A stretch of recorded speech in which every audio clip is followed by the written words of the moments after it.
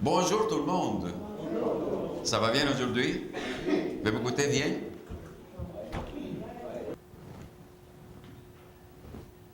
On voit bien ça? Oui. OK. Comment espérons-nous le retour de Jésus aujourd'hui? La lecture biblique qu'on a faite. Genèse, chapitre 50, verset 24. C'est à la fin de la Genèse. Et on va trouver quelqu'un, un personnage que tout le monde connaît. Et nous, on devrait le connaître aussi. On est prêt? Oui? On est prêt? Oui. OK. Un volontaire pour le lire? OK. Joseph dit à ses frères, je vais mourir, mais Dieu vous visitera et vous fera remonter de ce pays-ci, dans le pays qu'il a juste donné à Abraham, à Isaac et à Jacob. OK. C'est qui parle? De quoi il parle?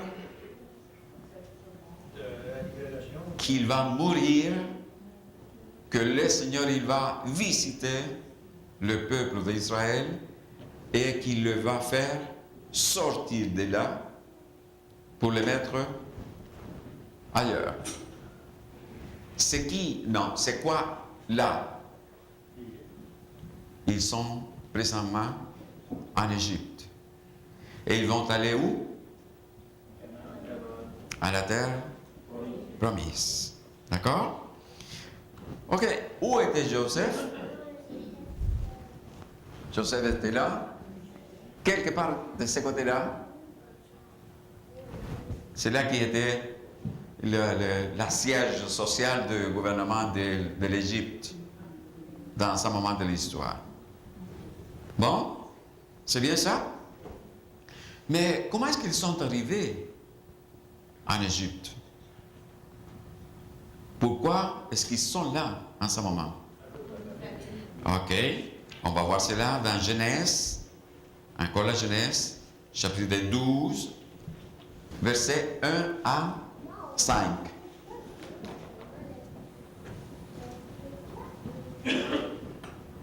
Bon, encore des volontaires pour lire? L'Éternel dit à Abraham, va-t'en de ton pays, de ta patrie et de la maison de ton père dans le pays que je te donnerai, que je te montrerai. Je ferai de toi une grande nation et je te bénirai. Je rendrai ton nom grand et tu seras une source de bénédiction. Je bénirai ceux qui te béniront, je maudirai ceux qui te maudiront, et toutes les familles de la terre seront bénies en toi. Abraham partit comme l'Éternel le lui avait dit, et Lot partit avec lui. Abraham était âgé de 75 ans lorsqu'il sortit de Charan.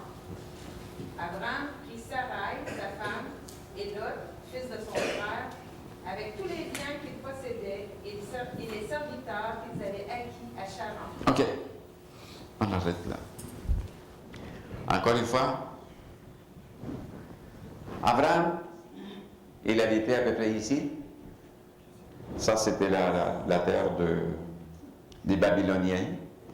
Et là, c'était à peu près Our, où Abraham habitait originellement. Donc, c'est là que le Seigneur lui a appelé pour lui dire, va-t'en de là à la terre que je veux te montrer. Finalement, que je vais te donner. D'accord? Et où est-ce qu'il est rentré? La dernière partie, s'il vous plaît, Carole. Ils partirent pour aller dans le pays de Canaan et ils arrivèrent au pays de Canaan. Où est Canaan? C'est là. C'est cette partie-là qui est Canaan. OK? Et ça s'est passé, selon les historiens, entre 1875 et 1850 avant Jésus-Christ. On s'est plus ou moins bien placé dans l'histoire, 1875 et 1850 à peu près. Et c'est plus clair maintenant. Abraham, il a fait tout le voyage pour arriver quelque part dans le pays de Canaan. Il y a des endroits qu'on connaît bien ici. Par exemple, qu'est-ce que c'est là? C'est la mer Morte, la mer Salée. Là-haut, qu'est-ce que c'est? La mer de Galilée. Ça, c'est la mer de Galilée. Et qu'est-ce qu'il y a au milieu de là? C'est le Jourdain. Voilà. D'accord? Donc, j'avais pensé qu'on pourrait parler un peu d'histoire, mais on parle aussi de la géographie maintenant. Bon, on est bien placé dans l'histoire, on est bien placé dans l'endroit aussi. Mais qu'est-ce qui s'est passé? Est-ce que tout était bien dans le pays de Canaan? Oui, tout était bien. Jusqu'à qu'on arrive au chapitre 12, verset 10. Que ça nous dit? Il y eut une famine dans le pays, et Abraham descendit en Égypte pour y séjourner, car la famine était grande dans le pays. Bon. Il a eu une grande famine, et encore une fois, on voit qu'il était ici, et il a fait le voyage pour aller en Égypte, quelque part ici. Et si on regarde bien dès le début, il était à peu près ici. Il a fait le voyage pour arriver ici. Et finalement, on va se rendre en Égypte. Pourquoi? Parce qu'il avait la famine. C'est quelque chose de récurrent qu'on va aller en Égypte. C'est la deuxième fois qu'on parle de la même chose.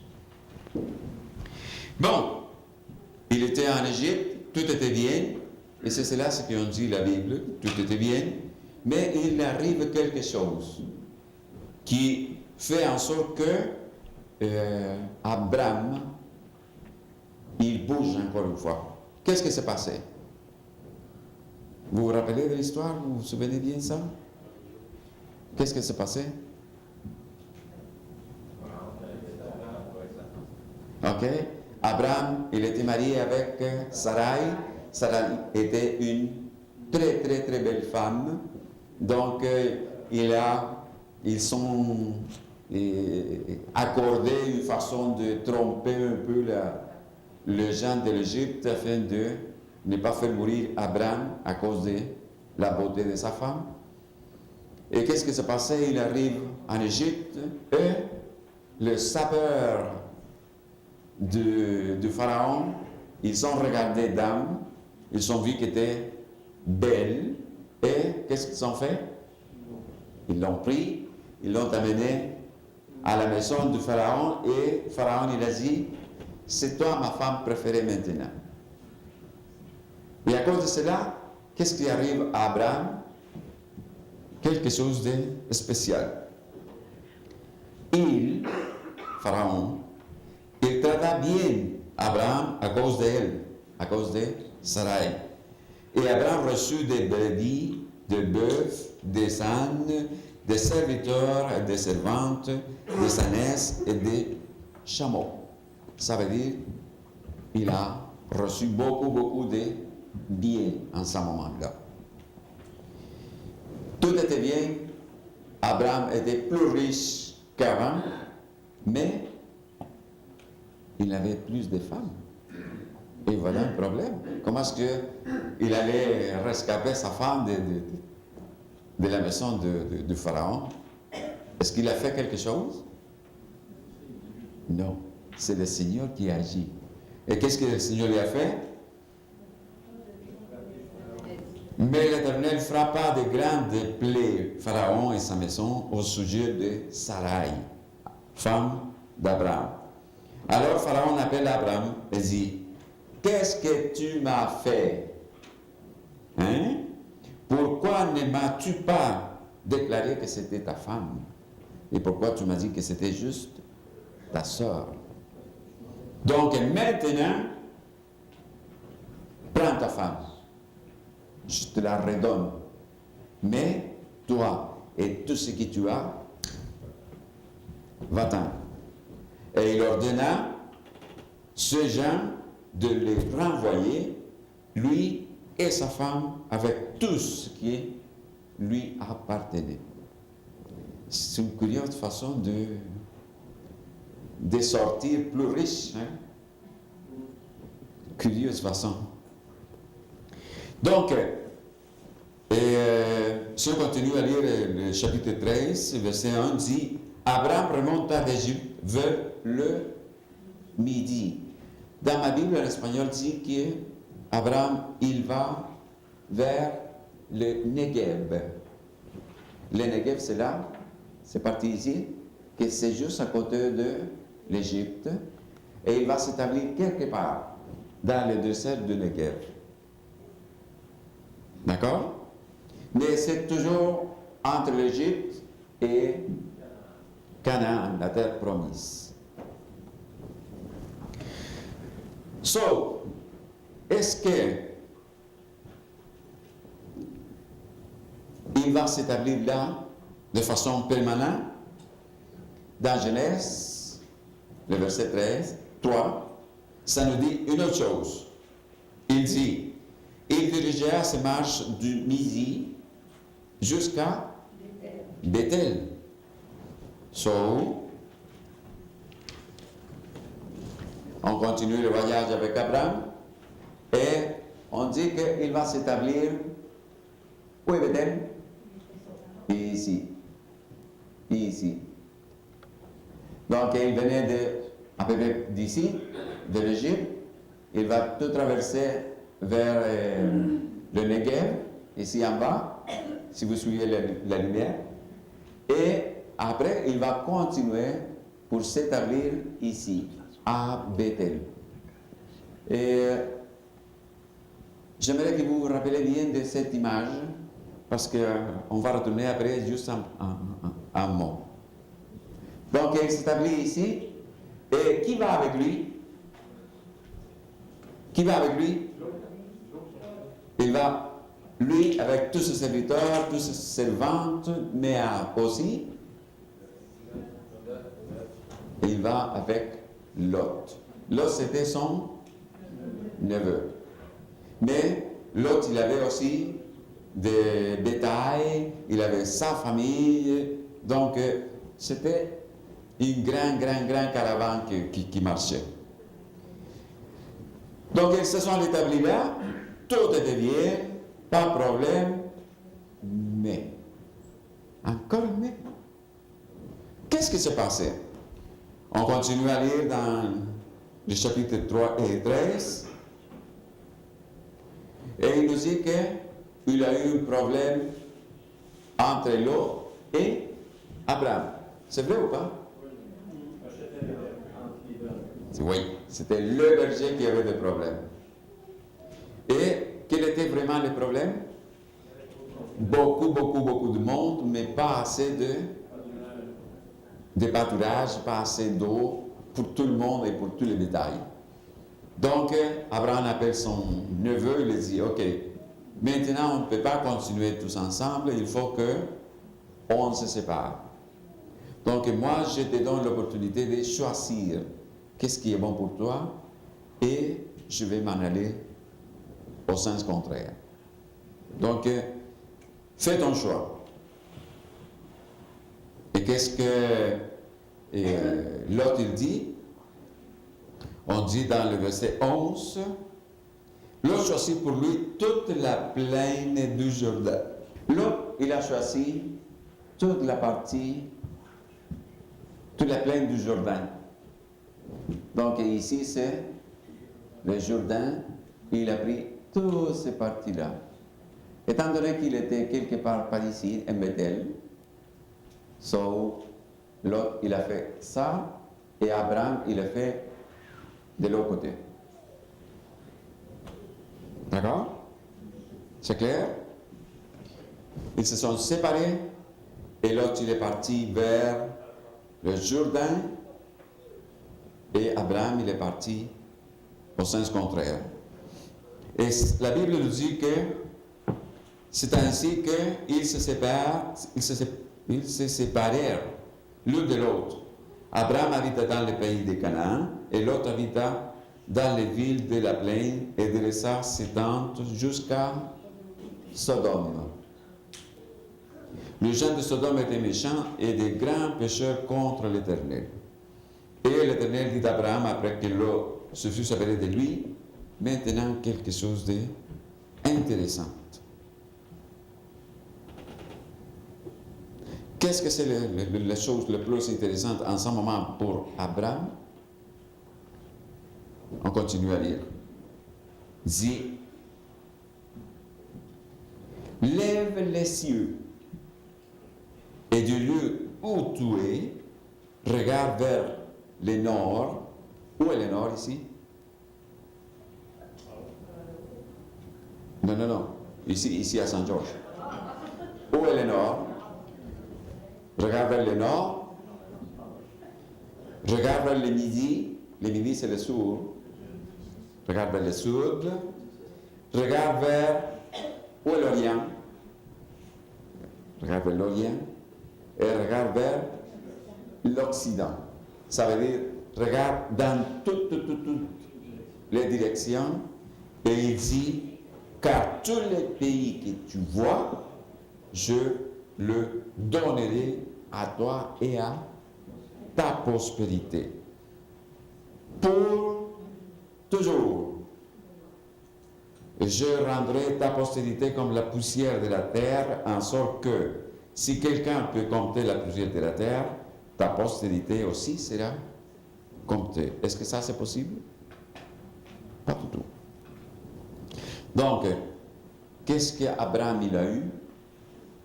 Il a eu une promesse de la terre promise. C'est la deuxième fois qu'il reçoit la même promesse. La première fois, ça a été quand il a été invité, à guillemets, à sortir de son pays pour aller dans la terre que moi je veux te montrer. C'est le Seigneur qui lui dit. Maintenant, il dit, regarde, tu es déjà dans la terre promise. C'est vrai ou pas? Oui. La réponse est oui. Pourquoi? Pensez-vous? Le Seigneur lui dit, regarde vers là, devant toi. Regarde en arrière de toi. Regarde à ta gauche et regarde à ta droite. Où était Abraham?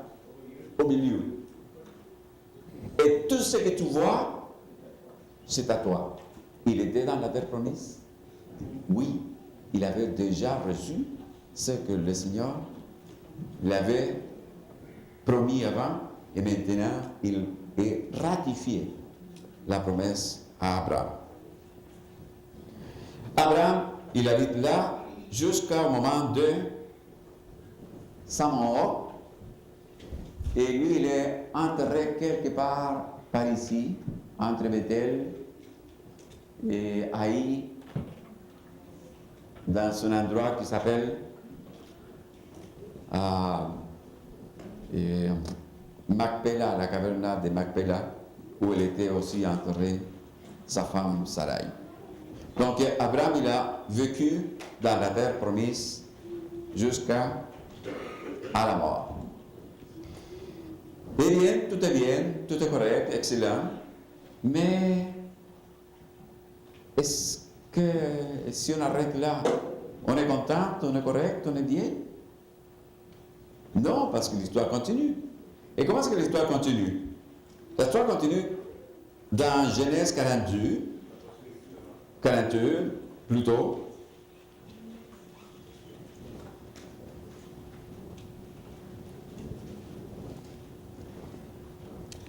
Verset 54 à 57, il dit, et les 7 années de famine commencèrent à venir ainsi que Joseph l'avait annoncé. Il y a eu famine dans tout le pays. Mais dans tout le pays d'Égypte, il y avait du pain. Encore une fois, la famine frappe la terre promise, on dirait. Et qu'est-ce qui arrive? Il faut aller chercher de la nourriture. Qu'est-ce qu'on fait? Chapitre 42, verset 1. Jacob, voyant qu'il avait du blé en Égypte, dit à ses fils, pourquoi vous regardez vous les uns les autres? Il dit, voici, j'apprends qu'il y a du blé en Égypte. Descendez-y pour nous en acheter là, afin que nous vivions et que nous ne mourions pas. Donc, encore une fois, où est-ce qu'ils vont aller? En Égypte. L'Égypte, il semble être comme une bonne source de ressources pour tout le monde. Mais en plus, rappelez-vous que la main de Dieu, il avait touché Joseph avec tout ce qu'il faisait. Et dans la Genèse 46, verset 1, ça nous dit, Israël partit... Ah, pardon, je manquais quelque chose. Ok, chapitre 45, verset 16. Les bruits se répandit à la maison du Pharaon que les frères de Joseph étaient arrivés. Ce qui fut agréable à Pharaon et à ses serviteurs. Pharaon dit à Joseph, dis à tes frères, faites ceci. Chargez vos bêtes et partez pour le pays de Canaan. Prenez votre père et vos familles et venez auprès de moi. Je vous donnerai ce qu'il y a de meilleur au pays d'Égypte et vous mangerez la graisse du pays. Ça c'est, on dirait, l'invitation du Pharaon. Tu as l'ordre de leur dire, faites ceci, prenez dans le pays d'Égypte des chars pour vos enfants et pour vos femmes, amenez votre père et venez. Ne regrettez point ce que vous le serez, car ce qu'il y a de meilleur dans tout le pays d'Égypte sera pour vous. Et on continue dans le chapitre 46, verset 1, qui dit « Israël partit avec tout ce qui lui appartenait, et il arriva à Beersheba, et il offrit des sacrifices aux dieux. Isaac. » Verset 6, « Ils prirent aussi leurs troupeaux et les biens qu'il avait acquis dans le pays de Canaan, et Jacob se rendit en Égypte avec toute sa famille. Il emmena avec lui en Égypte ses fils, et le fils de ses fils, ses filles et les fils de ses fils, et toute sa famille. » Si on parle de l'histoire, ça nous dit qu'à peu près 215 années après que Dieu il avait parlé à Abraham, c'est le moment que Jacob il va rentrer en Égypte avec toute sa famille. Ça veut dire, cela nous place environ à 1660 avant Jésus-Christ. Et tout allait bien parce que c'était la terre promise, c'était bon, c'était la terre promise pour Pharaon, hein, par Pharaon, pas par Dieu. Et ils sont installés là-bas, ils ont trouvé le meilleur parti du pays d'Égypte, et ils se sont établis là, et ils ont commencé à prospérer d'une façon que, au moment donné, Pharaon, ils disent, hein, ici il arrive quelque chose qui n'est pas bon. Et on va à l'Exode, chapitre 1, verset 8, qui dit « Il s'éleva sur l'Égypte un nouveau roi qui n'avait point connu Joseph. » Donc, étant donné qu'il ne connaissait pas Joseph, qu'est-ce que pour lui représentait le peuple juif dans son pays? C'était une grande force que peut-être que demain, si nous, en tant qu'Égyptiens, on va faire la guerre, peut-être qu'ils vont s'unir à nos ennemis, ils vont devenir contre nous. Donc maintenant, qu'est-ce qu'on va faire? C'est quelque chose d'intéressant qui nous dit. C'est dans le verset 8 à 11. Ils sont établis sur lui des chefs de corvée afin de l'accabler des travaux pénibles. C'est ainsi qu'il bâtit les villes de Python et de Ramsès pour servir de magasins à Pharaon. Les Israélites, en ce moment, ils sont devenus des esclaves. Et voilà qu'il y a un problème. Est-ce qu'on peut être jour à jour d'être esclave? Souvenez-vous de l'image de Jean.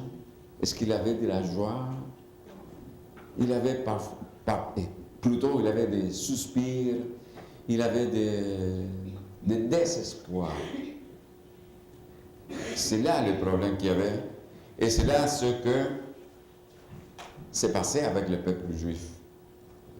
Cependant, le Seigneur, il avait quelque chose pour eux que eux, ils ne s'attendaient pas tout de suite. Et chapitre 3, verset 7 à 10, ça nous dit que l'Éternel dit, il parle à quelqu'un, « Je vis la souffrance de mon peuple qui est en Égypte, et j'ai entendu les cris qui lui font pousser les oppresseurs. » Le Seigneur il déjà commence à agir. Pour le Seigneur, le temps d'agir, c'était arrivé. « Car je connais ces douleurs. Je suis descendu pour délivrer de la main d'Égyptienne et pour les faire monter de ce pays dans son bon vaste pays, dans ce pays où coule le lait et le miel, dans les lieux qui habitent les Cananéens, les Héthiens, les Amoréens, les Phéréciens, les Séviens et les Jébusiens. Voici les cris d'Israël sont venus jusqu'à moi, j'ai vu l'oppression que leur font souffrir les Égyptiens. Maintenant, va, je t'enverrai auprès de Pharaon et tu feras sortir d'Égypte mon peuple, les enfants d'Israël. Voilà encore une nouvelle promesse mais cette fois-ci pour le peuple d'Israël. Est-ce qu'ils sont délivrés? Est-ce qu'ils sont sortis finalement de l'Égypte? Oui. Et ça s'est passé dans l'Exode 13, verset 17, qui dit « Lorsque Pharaon laisse aller le peuple, Dieu ne les conduisait point par le chemin du pays de Philistins, quoique les plus proches. » Donc Pharaon, il a finalement laissé aller le peuple d'Israël. Dans le verset 26 du chapitre 14, dit « L'Éternel dit à Moïse, étends ta main sur la mer, et les sorts reviendront sur les Égyptiens, sur les chars et sur leurs cavaliers. » Et dans le verset 29, ça dit 28. Les sorts revirent et couvrirent les chars, les cavaliers et toute l'armée de Pharaon, qui était entrée dans la mer après les enfants d'Israël. Et il n'en échappa pas un seul.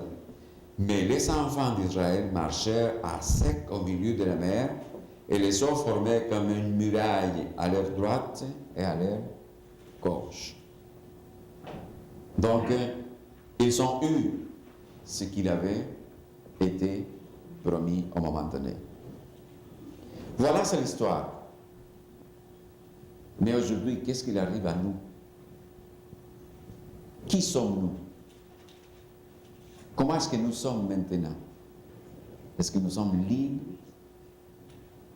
Est-ce que nous sommes des esclaves? Jean, chapitre 8, verset 30 à 36. Quand Jésus parlait ainsi, plusieurs crurent en lui. Et il dit aux Juifs qui avaient cru en lui, « Si vous demeurez dans ma parole, vous êtes vraiment mes disciples. Vous connaîtrez la vérité et la vérité vous affranchira. » Qu'est-ce que ça veut dire affranchir? Libérer.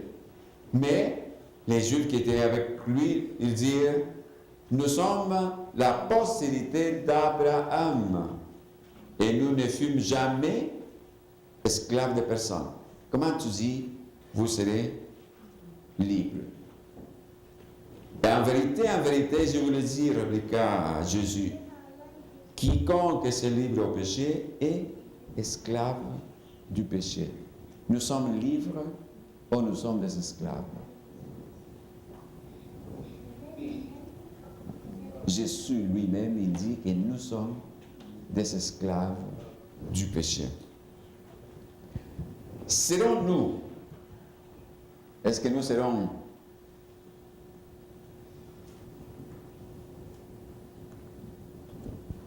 libérés du péché? Nous allons être libérés du péché? Oui ou non? Aïe! Aïe! Aïe! Si on dit non, on tombe à l'eau. Si on dit oui, par qui? Quand?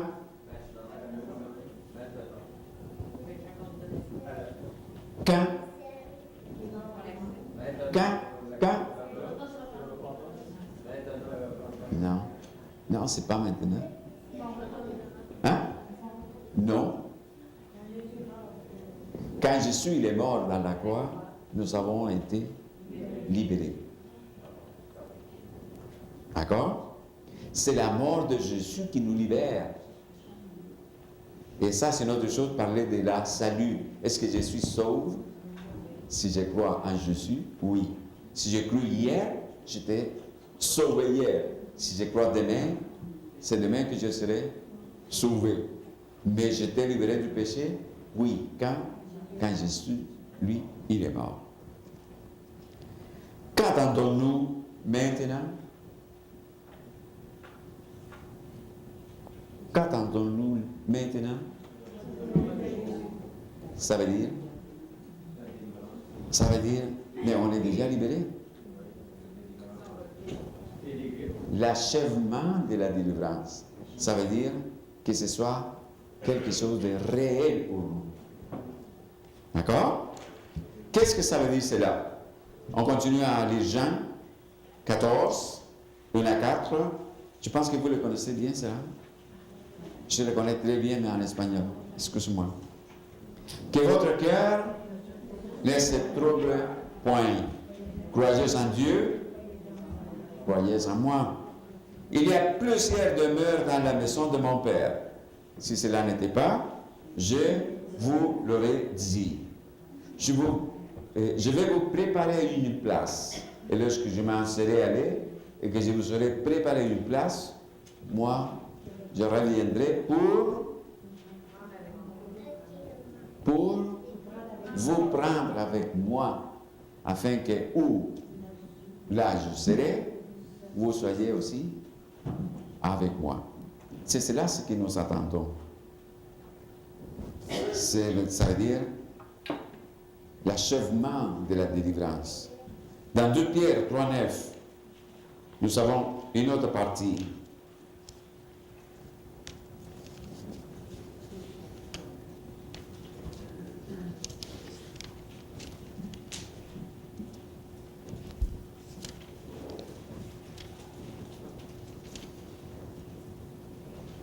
Le Seigneur ne tarde pas dans l'accomplissement de la promesse, comme quelqu'un sans le croit.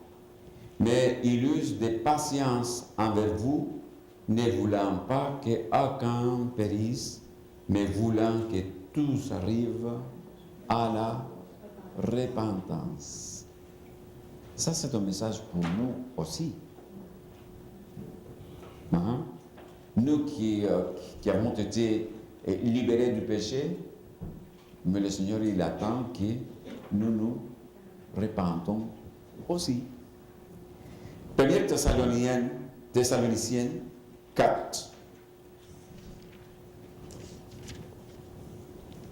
verset 16 à 18. Car le Seigneur lui-même a un signal donné à la voix d'un archange. Et au son de la trompette de Dieu descendra du ciel et les morts en Christ ressusciteront premièrement. Ensuite, nous les vivants, qui seront restés, nous serons tous ensemble enlevés avec eux sur les nuées à la rencontre du Seigneur dans les airs. Et ici, nous serons toujours avec le Seigneur. Consolez-vous donc les uns les autres par ces paroles. Finalement, Hébreux 10, 37. Encore un peu de temps. Celui qui doit venir viendra et il ne tardera pas.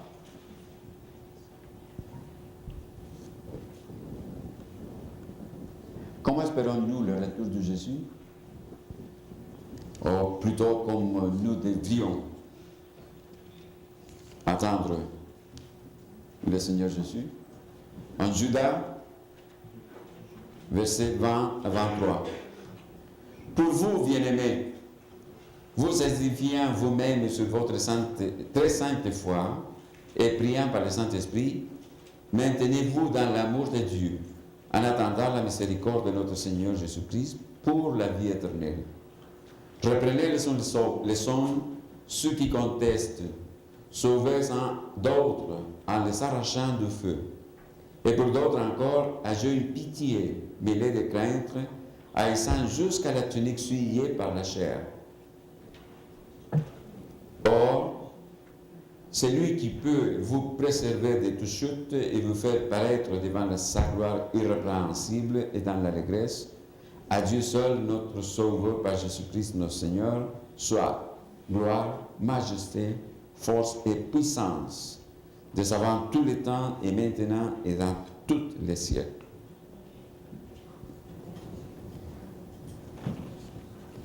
Ça vous dit quelque chose? Ça nous dit quelque chose? Comment est-ce qu'on doit attendre le retour de Jésus? En amour, les uns vers les autres. Encore 1 Pierre 4, verset 7 à 10.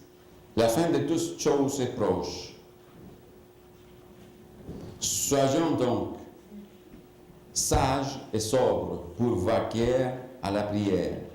Avant tout, agir le son pour les autres une ardente charité. Car la charité couvre une multitude de péchés. Exercez l'hospitalité les uns envers les autres, sans murmure, comme des bons dispensateurs des diverses grâces de Dieu, que chacun de vous mette au service des autres les dons qu'il a reçus. C'est quelque chose. C'est quelque chose que le Seigneur il nous demande, d'agir les uns envers les autres avec amour. J'ai une dernière question, mais plutôt pour les exploits. Comment est-ce que les exploits ils vont se saluer? Non, c'est pas comme ça. Comment est-ce que se saluent les exploits? Vous connaissez ça, non? Comme ça? Non. Donc, permettez-vous de vous dire comment est-ce qu'on le fait en Sud-Amérique. C'est voilà. Et quelle est la signification de cela? Les doigts, comment ça s'appelle? Le pouce. OK? Ça représente les explorateurs inclinés devant son Dieu. Et les 4 doigts sont 4 A. Que ça signifie amar, aimer. Anhelar, avoir l'envie. Annoncer, annoncer. Et non. Amar, annoncer, anhelar et apressurar. Apressurar, ça veut dire faire vite le retour de Jésus. Amar, apressurar, anhelar et annunciar. Aimer, annoncer, avoir l'envie et apressurer le retour de Jésus. C'est le même message pour les adultes que pour les jeunes. Aimer, annoncer, apressurer et avoir l'envie de le retour de Jésus. Que le Seigneur vous bénisse. Ô Éternel, oui, on est en marche parce qu'on hâte votre retour, que ça demeure toujours ferme à l'intérieur de nous de vouloir vous rencontrer pour qu'on aille à cette Canaan céleste que vous nous avez préparée. On vous prie, Éternel, de préparer nos cœurs pour que ce glorieux message soit annoncé tout autour de nous et qu'enfin on puisse contempler votre retour. Je vous prie pour tous mes frères et sœurs qui sont ici. Je vous demande de répandre une bénédiction spéciale pour la semaine qui se prépare et pour la fin de ce sabbat. Dans le nom de Jésus, on vous prie.